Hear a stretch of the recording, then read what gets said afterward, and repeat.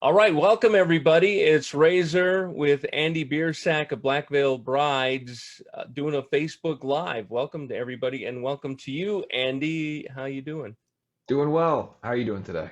I'm doing great, and we cannot go any further without me asking where you are because I see Batman logos everywhere, and I have to know about this room. Where you're at? What is this? I guess that, you could call it my bat cave. Early on during all of this pandemic nightmare stuff, when, we obviously were meant to go on tour all last year, and then it became pretty clear to me that I was not going to be touring and playing rock shows, but rather sitting in this room talking on Zoom all the time. I just kind of gave myself the project of painting the walls and putting up stuff behind me. These are all every mask from every Batman movie in order. You can't see because it's dark. And then you got a Kiss shirt on. That's Love Gun or Alive 2 era Gene right there with Spit and Blood. We've got Oh some other man, posters and stuff back there. And then Bengals stuff. I'm a big Cincinnati Bengals awesome. fan. And then All you right. can't see that there's a 6'2" mannequin right there who is our character of Blackbird, who is in all the music videos for the Phantom Tomorrow. So there's a lot of crap in here, but yeah, it's just a space to sit and talk about myself, I guess. That's crazy because that's my entire childhood, comic books and Kiss. That and it's Hmm. still, I guess it's my adulthood as well. And then you mentioned Cincinnati, and when I was a kid, I was forced to play baseball when I Okay. didn't really want to, and I played on a team called the Reds. So I started getting into the Cincinnati Reds when I was a kid.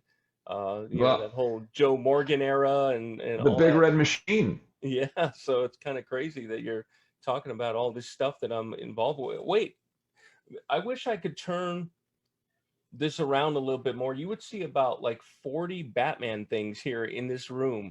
I mean, you could Nice. see Kiss and Eddie Nice. Van Halen up here, but I no joke, I got Batmobiles and Well, this is what's right below my desk. So there you go.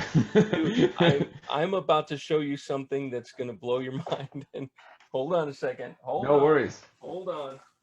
Get ready for this. Hello, citizen. Nice. There he is. There he is. I've got that guy. I don't have the face in it, but here, I'll show There you you this go. as well. There's a Dude, there you go. How cool is that? fantastic. Very That is good. awesome. Yeah, he's still a little bit of a work in progress, but I'm putting him together, and I he's love sitting that. right here looking at me, going, "When are you gonna finish me?" So, That's awesome. That is very cool. Big and Adam West Batman fan as well. I know that you're involved with this DC Dark Knights death metal thing. Tell me about that because that's got to be a dream come true, being a big Batman fan. Yeah, man. I mean, it was actually the first thing that I got to do after, there was that kind of time where we had started working on the record in January, and then we were going to go on tour starting in March and do really a whole world tour and kind of piece out the timeline of when we were going to make the record. It would be kind of between, 2 weeks here and there. And then all of a sudden, the world changed pretty quickly, and I didn't really know what to do. There was that, I call it the floating period between like March 16th to like the 1st of April, where all I was hearing was just wait, we'll figure it out kind of thing. And there was really nothing to do. And I would prepared myself to go on tour, and there was all these lockdowns, restrictions in California. We didn't know what we could do or where we could go. And one morning, I just got a call from Tyler Bates, who's an incredible composer and producer. I had never met him before. We had some mutual friends, and he had been, I guess, attuned to me as somebody who would be good for this thing he was working on, which was this combination kind of rock and roll, motion comic, and soundtrack that would have original material on it. And they were still kind of shaping it. But he said, look, in probably another week or two, we'll kind of have better guidelines to know what we can do. If it seems safe and everything, you could come to my home studio and we'll go through these precautions and everything. And it was honestly the first bit of work, so to speak, that I got to do. And it was just so thrilling to get a chance to feel like, for anybody who likes to do things artistically, to feel like you got nothing going on is the worst feeling. So all of a sudden, not only am I doing this, but I'm getting to be Batman. And Tyler is a composer who I've looked up to for years. I have the Watchmen vinyl of his score right just on the walk down the stairs of my house. I've got all these vinyl records on the wall. And so it was just such a thrill to meet him, to be involved in something as being Batman and have it be something that's related to me, which is heavy metal and rock music, which is kind of where my heart is. So yeah, it was an incredible experience, and it really came at just the right time for me. Well, let's come to the moment, because everybody dreams about playing Batman and all this kind of stuff, and then finally someone said, "Yeah, you're going to be Batman," and you're like, "Oh crap, I'm going to be Batman." How do you find your take on it? Where do you pull that from? Your voice, your style. Well, I'll say this, and I don't want to sound cocky, but I would say that me doing the voice of Batman is a little bit of a layup for me because I've spent my whole life thinking, what would my voice as Batman sound like? When I was a little kid, I was, sitting in my room going, "No, is this my Batman voice?" Like every little kid does. Yeah. So, honestly, I think I sat up here for a day or two and I have my recording stuff and I just did different takes. And when I first started doing it, I found myself doing Kevin Conroy or doing these other people who have done the character before, and I really wanted to differentiate it and make it more of my own voice. And over the years in Blackville, I've done a number of like voiceover things on records, and kind of finding a tonality of my voice that would work. I do radio. I host a pregame show for the Cincinnati Bengals, so I'm familiar with kind of the tonality of trying to do voiceover work. And so I just I worked at it like anything. I if somebody gives me an opportunity, I try to never half-ass it. I try to whole-ass everything I'm ever given. Well, man, I'm very jealous, to be honest with you, that you got to do that. And as you can tell, I'm a big fan. Oh, wait, I got, uh, hold on, one more thing. Yeah, this is from the death metal thing. This one. There he is. Oh, there she is. Who is Yeah, that? Who do we got yeah, there? there you go.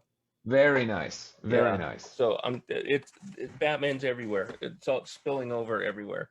So we're talking with Andy Biersack, Blackvale Brides.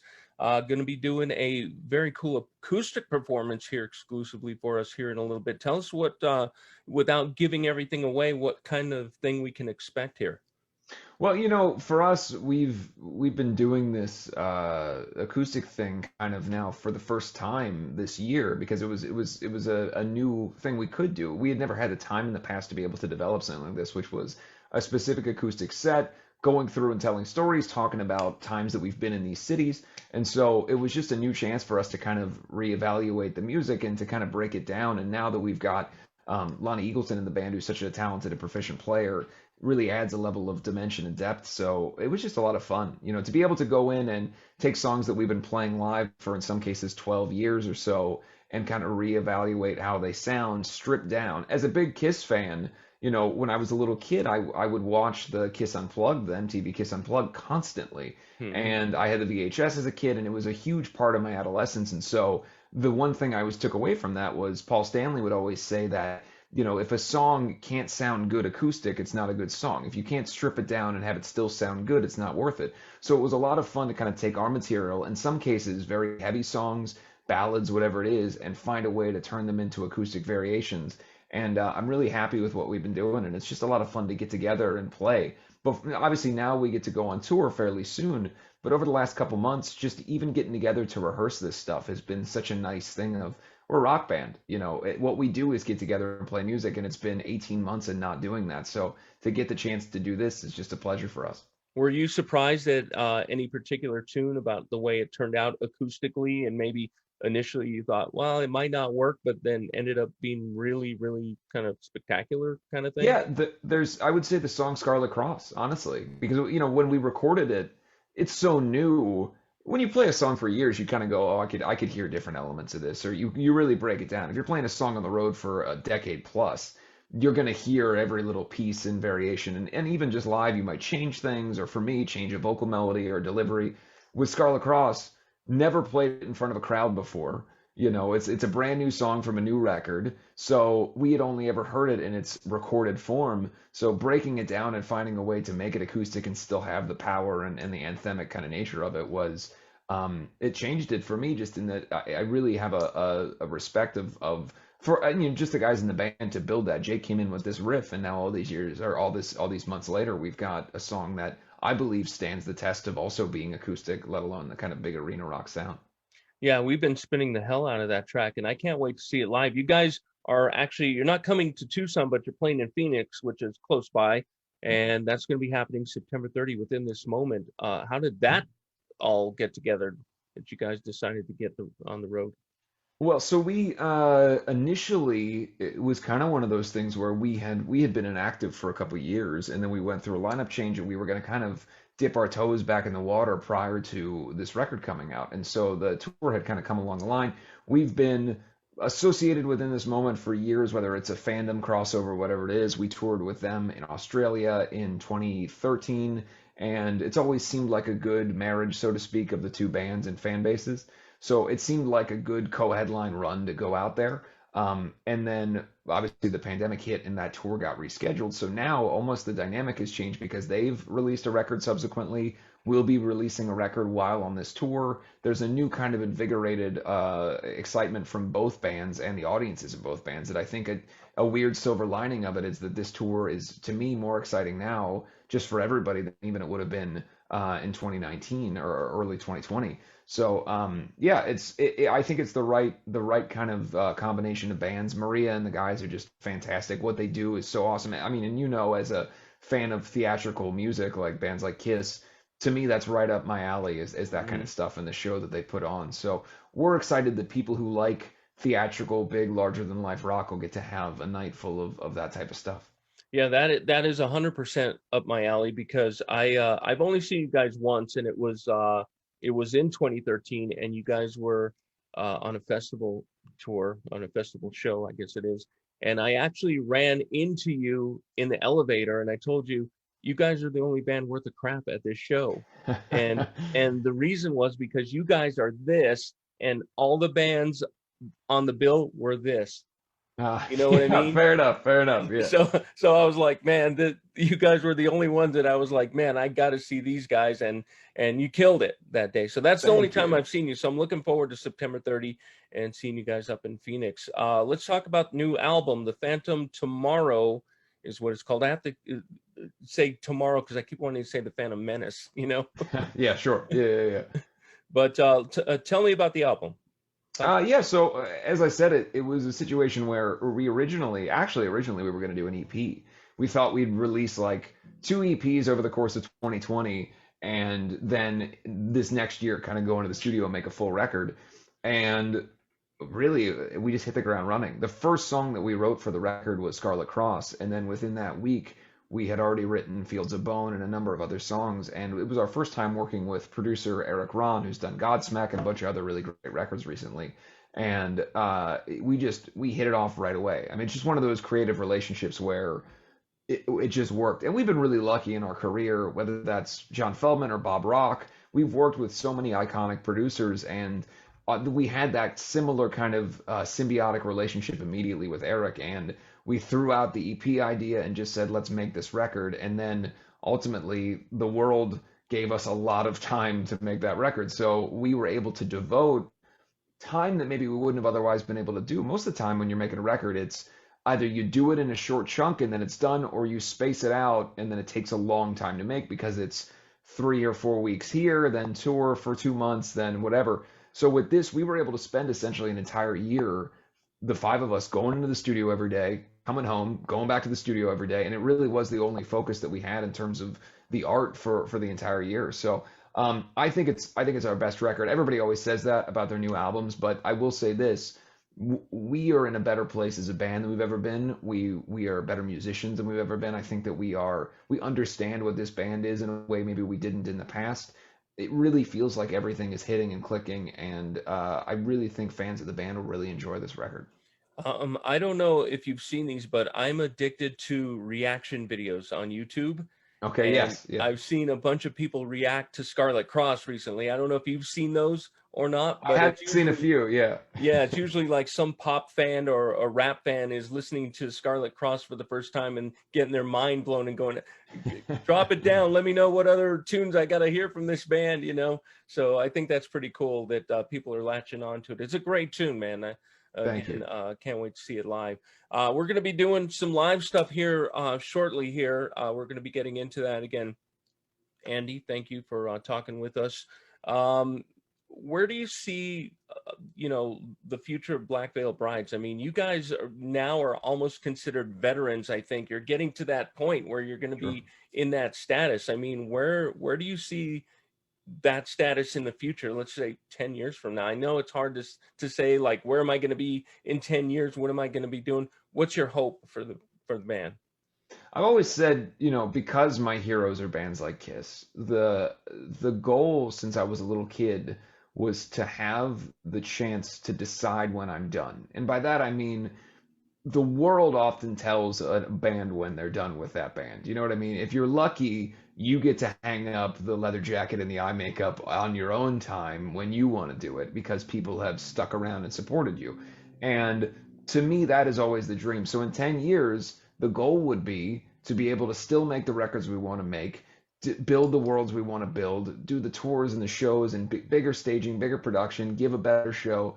To me, it's not necessarily about goals that are, oh, we want to win an award or we want to sell this many records. It's about just getting to do this on the level that we get to do it and to sustain that and for people to give us the chance. For the band to be 6 records in and now Scarlet Cross is our highest charting song we've ever had in our career. That's a testament not necessarily to us, but to the fans who, when you saw us at that festival, 9 times out of 10, if you passed somebody on the street and said Blackville Brides, somebody would have laughed at you or said that we were dumb or whatever else. And so it was never easy for the fans of the band back then to publicly support the band, like Kiss or many other bands that we love, where people did, the makeup and stuff made people turned off to it. But they stuck around, propped us up, and gave us this chance all these years later. And now, people like yourselves who are playing the song on the radio, people who are coming around to see the band, it's a really great feeling to know that we're able to get to do this. So 10 years from now, I'd love to be talking to you about Kiss and Batman and the next record that's coming out in 10 years. I would love that as well. And, with Kiss actually, retiring now, they're done.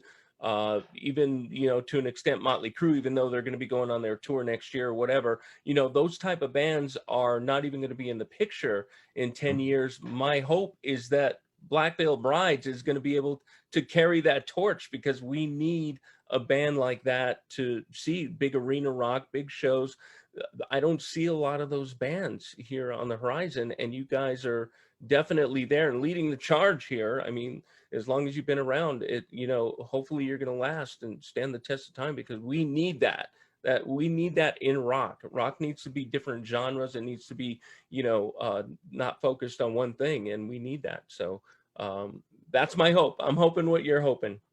Thank you very much. I appreciate you saying that. And that's the goal, man. We just want to bring big rock and roll shows and the pageantry and the fun, because that's at the end of the day, that's what this is all about. It's supposed to be escapism and getting away from the crap you deal with in your day-to-day life and to give you a show and to feel like you're a part of something.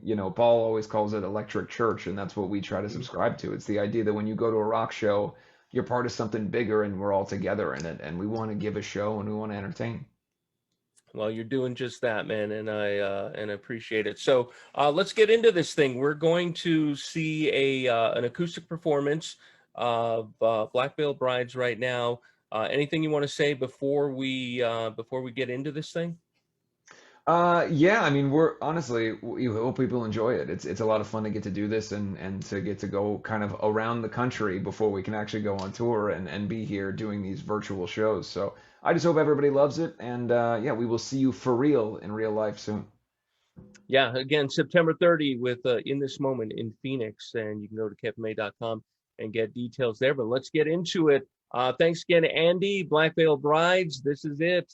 Enjoy the Facebook Live.